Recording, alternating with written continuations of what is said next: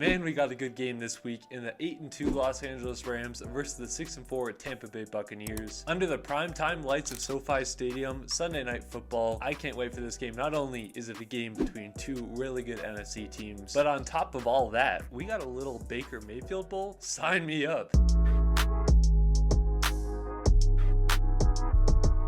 Okay, let's start with this Rams defense versus this Buccaneers offense. Man, this Buccaneers offense has just been trying to survive this season, having a bunch of different kinds of injuries, whether it be Mike Evans, Bucky Irving, Chris Godwin. I mean, you name the player on offense and they've likely missed time for this Tampa Bay offense. But the Buccaneers have still remained alive and very competitive in a lot of these games. They obviously have a 6-4 record, just had a crazy game against the Bills this week. Now, there's a chance that Bucky Irving and Chris Godwin could be back to play this week, which would be big for them. But just kind of reading the tea leaves of Todd Bowles' comments regarding them maybe coming back this week, I'd still expect them to probably miss this game. Maybe you get Bucky Irving, but I would highly doubt Chris Godwin. So that's definitely something to monitor as the week goes on if these two guys end up playing, because they are definitely difference makers in this Bucs offense. But speaking of this Bucs offense, let's see where the team stats stand here for the Bucs in 2025 on the offensive side of the ball. Points per game, the Bucs rank 11th in the NFL with 25.2. Pretty impressive considering some of the injuries that they've had. They rank middle of the pack 16th with 346.5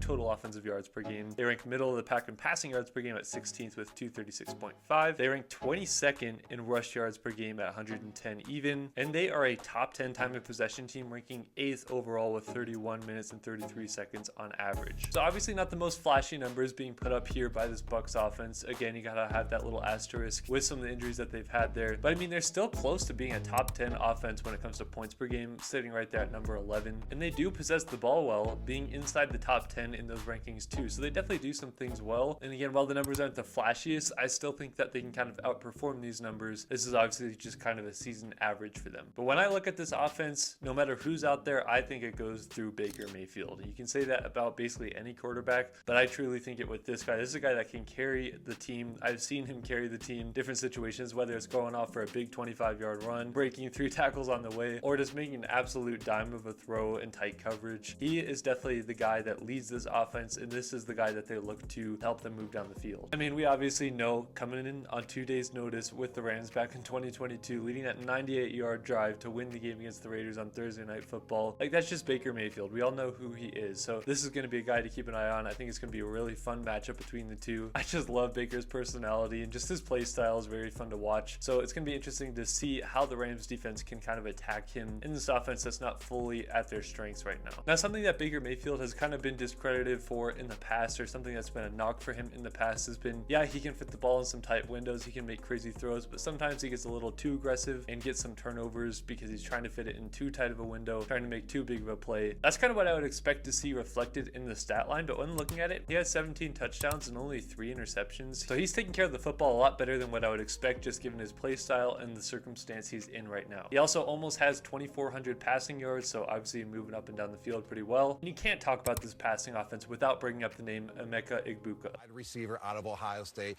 Emeka Egbuka. Obviously a rookie receiver that has taken the league by storm. A lot of Rams fans wanted him, and I think they're even trying to trade up to get him this year. But regardless, he has just been phenomenal for the Bucs this year. He is a top 10 receiver when it comes to yards across the entire league. He's also a top 10 receiver when it comes to receiving touchdowns. He has 6 on the year. He also has the 6th longest play of the NFL season with a 77-yarder. This guy is dynamic. He's explosive. Everybody says he's a slot, but he's actually been a crazy deep threat for them this year as well. Has been a little bit more versatile than just a slot. He also leads his own team, not surprisingly, in targets, catches, yards, touchdowns. He's just the man in Tampa Bay. And obviously he's been forced to step up with guys like Mike Evans and Chris Godwin going down with injuries and missing some time. Cade Otton is also a guy at tight end that I would keep my eye on, because he is one of the more underrated guys in the league. I really think that they involve him well in this offense. While he doesn't have any touchdowns, he also is second in targets, catches, and yards, and they really do rely on him, especially again given the injuries. So watch out for number 88 at tight end, Cade Otton. You obviously have Sterling Shepard at receiver, who's played with Baker Mayfield in college. They have a good rapport, good connection there. But Tez Johnson, the rookie receiver out of Oregon, has actually lit it up for them. He has 4 touchdowns on the year, which is quite impressive for a rookie who doesn't get involved a ton. Definitely keep an eye out for Tez Johnson as well. Now, when you look at the running back room, obviously they're missing their key guy White and Bucky Irving. He's so fun to watch. Such a fun guy to be able to see the way he makes people miss and creates a lot of yards that just aren't there. But again, he is probably going to be missing this game, I would expect, but there's still a chance he could play, so we'll see. But in the meantime, the Bucs have used Rachaad White and Sean Tucker in the backfield. They've kind of split carries, especially over the last handful of games. And Sean Tucker had a crazy game against the Bills, over 100 yards, 2 rushing touchdowns, a receiving touchdown. So he just exploded last week, but the trend over the last handful of games really has been them splitting the reps there. And again, their rush offense isn't the most impressive when you just look at yards per game, ranking 22nd. But these guys are definitely decent backs, and they can definitely have those kinds of games where they're making a name for themselves. And both Rachaad White and Sean Tucker have 4 rushing touchdowns individually. All right, let's get into some key matchups for this Rams defense versus this Bucs offense. I'm going to start off with a very juicy one between Tristan Wirfs and Jared Verse. Tristan Wirfs has just been a phenomenal tackle since coming into the NFL when Tom Brady was back on the Buccaneers. And the impressive thing is he played right tackle and then made the transition to left tackle and has been just as good there. One of the top tackles in the league, one of the youngest tackles in the league. And he's going up against one of the best ascending edge rushers in the league in Jared Verse. Even when he doesn't get his sacks, you feel the presence of him just disrupting his high motor. So watch out for Jared Verse and Tristan Wirfs. I think this is going to be on the level of a matchup like Jared Verse and Trent Williams. I think, again, both are going to have their wins, but I'm going to be keeping my eye on this matchup so closely because I think it's going to be a lot of fun to watch. All right, for my next matchup, I'm going to stay on the offensive tackle side of things. I'm going to go to the right tackle, Luke Godecki, against Byron Young. Byron Young has not had a sack in the last 2 games after notching 9 sacks on the year. So will he get back in that stat category? He has been so much better this year, the best year as a Ram, going up against a very, very solid right tackle in Luke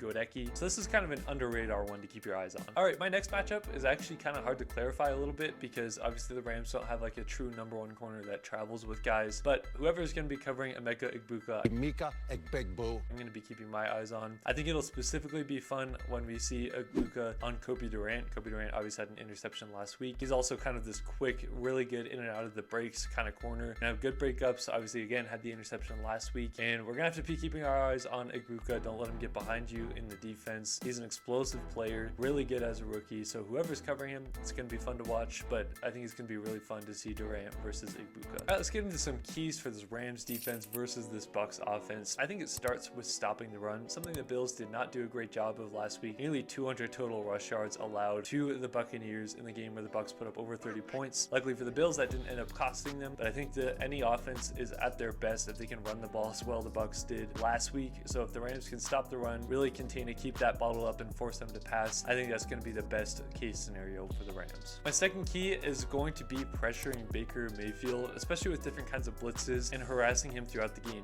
He's a very mentally tough quarterback, but I have seen games in the past when teams are really getting into him consistently throughout a game to where that can begin to rattle him and some of the accuracy issues can come up from time to time. So I think if the Rams can get in his face, really knock him around most of the game and just make sure he doesn't have a clean kind of pocket to be able to stand and deliver, because he can be dangerous when he does that. I think that's going to be a big key for the Rams. And an underrated key for this one, Baker Mayfield is definitely one of those quarterbacks that doesn't get enough credit for what he creates with his legs and the plays he makes, whether it be extending the play and throwing it downfield or again like breaking 3 to 4 tackles and having a 30-yard run. I think containing Baker Mayfield is going to be key. You obviously aren't as worried about him versus like a Lamar Jackson, but I think he can do more than people give him credit for. So containing him is going to be key. All right, let's get into this Rams offense versus this Bucs defense. Rams offense is obviously a very, very good offense in the league, and the Bucs defense, while the stats don't completely reflect it in every category, I think they can be feisty and they can cause some issues if you're not ready for them. I mean, obviously their head coach is a defensive-minded guy. Todd Bowles loves those exotic looks, those blitzes. We obviously remember in that NFC divisional round game 2021, he's got Kupp again, that kind of thing, where he brought out everybody on the blitz. It was like a cover 0 blitz, and obviously Kupp gets the win on the dagger route to stretch the field. The rest was history after that. So we know Todd Bowles, he loves to blitz. He loves to be aggressive and bring guys in the face, kind of disrupt timing in that kind of way. And that's just been his MO for the years that he's been in the NFL. He's always known for having a great run defense and then again being very aggressive and attacking kind of style defense. And that's worked very well for him. Now this year has kind of bit them from time to time. They've let up some big plays, and I think that's definitely something to look at if you're the Rams offense. They have been susceptible to those big plays. So I would definitely keep an eye on that. Something interesting about this Bucs defense is they rank 11th in total sacks across the NFL. They have 26. But even more interesting,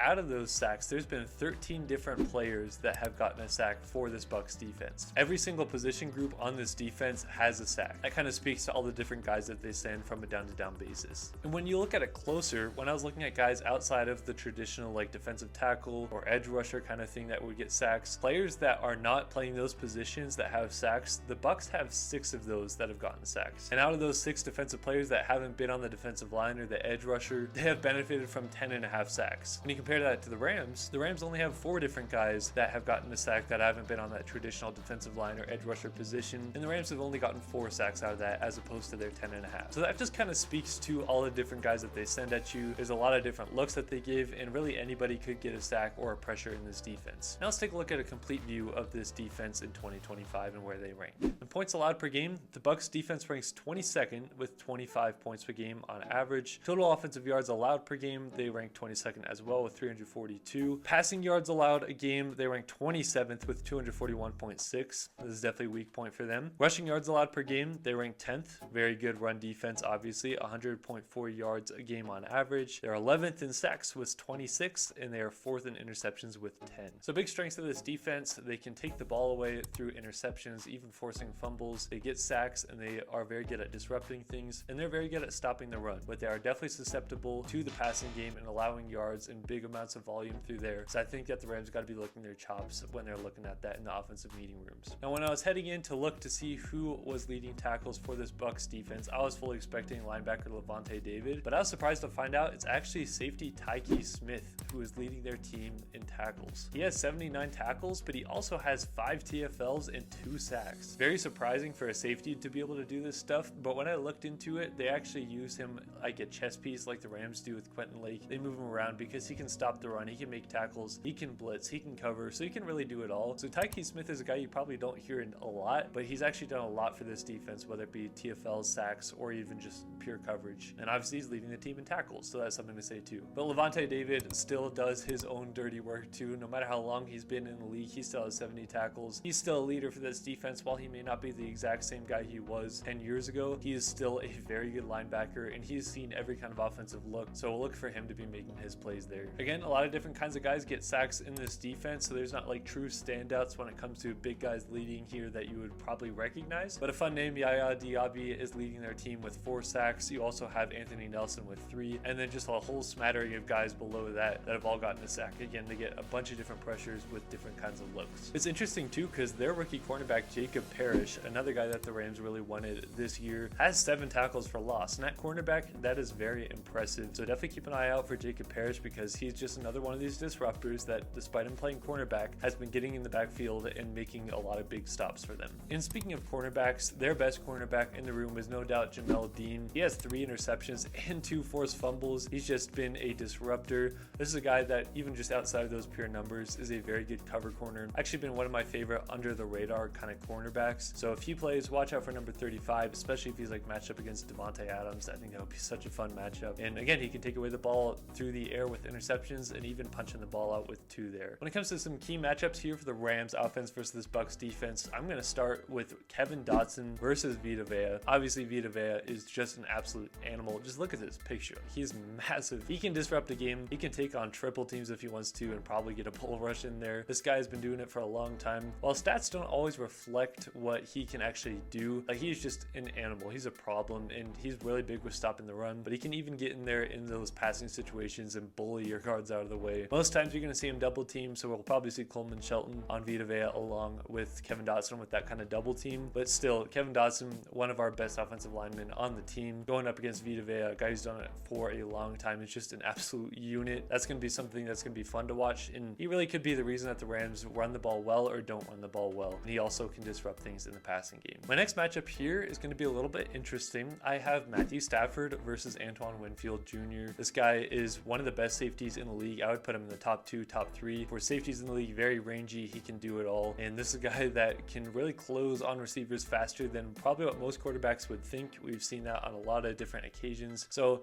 seeing if Matthew Stafford can fit the ball in those tight windows before he comes in and either jumps the route or breaks up the ball, is going to be interesting. And again, he can come play down kind of in the box or in the slot if they want him to. He doesn't just play deep safety all the time. But I think this matchup is going to be fun because Matthew Stafford has taken care of the ball really well this year. 27 touchdowns, 2 interceptions. But this is a guy that can really make you pay if you try to fit it into a tight window. My last matchup here is going to be Kyren Williams versus Lavonte David. Lavonte David's obviously done it for a long time, seen every kind of run look in the league, and Kyren Williams is going to be meeting him in the hole there, and to see if Kyren Williams can break off some big runs against a really good run defense. It's going to be something I'm keeping my eye on, but more in particular, this matchup I think is going to be really fun. The vet who's done it for a while, who has seen everything, very good tackler, leader of the defense against Kyren Williams, who's a captain, who's really starting to turn it on here with the Rams. All right, some offensive keys here for the Los Angeles Rams. I'm going to start off with identifying protections and getting people blocked upright. Obviously, you're going to see a lot of blitzes this game. Luckily, Matthew Stafford is very good versus the blitz. His numbers are actually incredible when teams blitz him, but teams still decide to do it anyway, and I think the Bucs are going to do the same. But regardless, you don't want Stafford taking a bunch of unnecessary hits, even if he completes the ball. So identifying the protections, making sure Coleman Shelton can get people aligned in the right spot and on the right assignments, I think is going to be key. So you're going to see a lot of different kinds of blitzes. I also think versus the blitz, utilizing screens is going to be huge for the Rams offense here, because the Rams offense is already good at doing screens, especially with a guy like Puka Nacua. But if you can throw into the face of a blitz and time it perfectly, you can actually get some big plays on the screen. I can even remember back to 2020 when the Rams threw a screen to Robert Woods and he took it like 50-60 yards against the Bucs, and that set them up for a score right before halftime. So finding those opportunities to hit the screen when they blitz is going to be key. And again, not only versus the blitz, but if you get like a cover one look, which the Bucs do like to present these kind of man coverage looks from time to time, I think you're going to have to take advantage of these man coverage opportunities between Puka Nacua and specifically Devontae Adams, who can separate like nobody's business. So taking advantage when you have those one-on-ones and when you have some premier receivers to be able to see it